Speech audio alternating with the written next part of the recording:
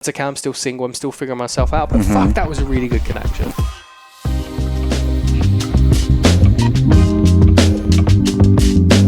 I think casual dating for like a period of time can be great to share an emotional connection with someone, to let them know that they have the ability for that. You know, so when they do then want to settle down or they do want to find a partner, they know that they have that ability. I think it can be great, like, for sure.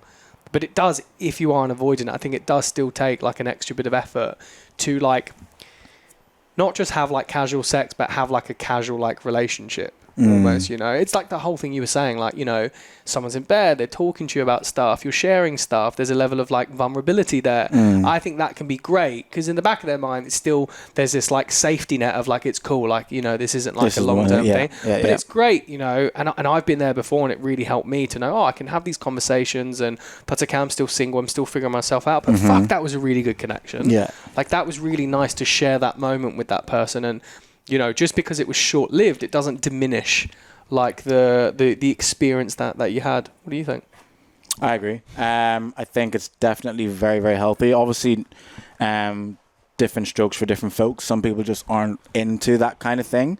But I think for the majority of people, I think it's definitely important for most people to have a stint within their adulthood where they are single for a period of time and they are dating casually. You don't need to be having sex with people. Like, whenever I tell people they should go on dates and stuff, I don't mean fuck everyone. Like, if you want to have sex with everyone, you can. But if you don't and you just want to date, that's fine. I think it's important because, like you said, it gives you an idea of, one, what's actually out there, like legitimately what's out there, just not through the apps.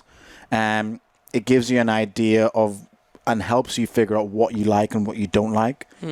Because, like you kind of mentioned, when you're in a relationship for a long period of time, especially if it's from your teenage years or early 20s into your late 20s, you end up just becoming one person. And you end up molding yourself around each other, and you end up becoming a version that you either think your partner likes or you either think your partner wants you to become.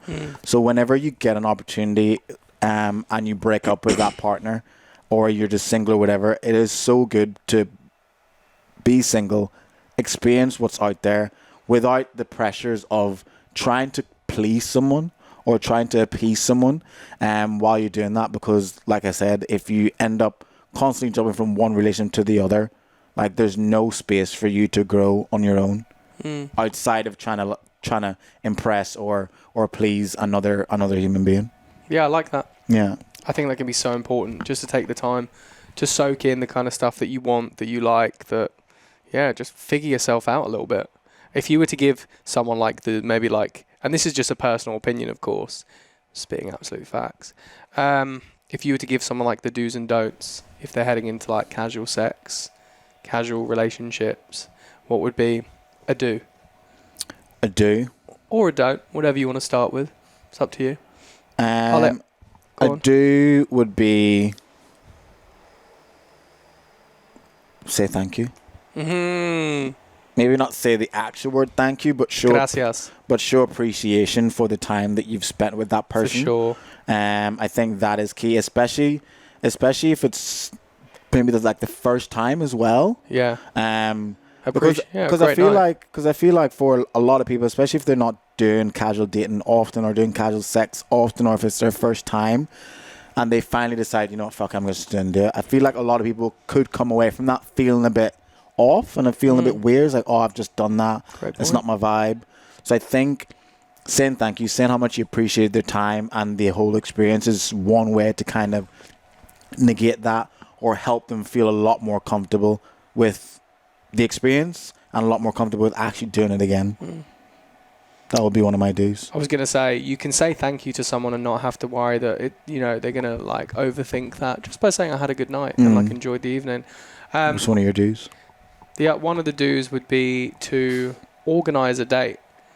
Like, it doesn't have to be like a 3 a.m.er. Ah, okay. Like, you can say, hey, by the way, you can give notice to when you want to have like a casual experience with this person. Of course. Like, even though you're not in a relationship, like, hey, do you want to hang out on Thursday?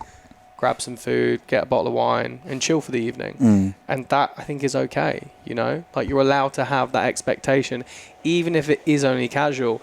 And for, like, the guys out there, like, you know, women who just want to have sex with you, they will still appreciate that massively. Yeah, because it makes like, them feel massively, wanted. yeah. It still makes you feel wanted and needed sure. and appreciated. For sure. Like, people do send the text and people will enjoy receiving the text, but there comes a point as well where sometimes you don't want to be getting a 3 a.m. text to sleep with some guy you've been sleeping with or sleeping with some girl you've been sleeping with.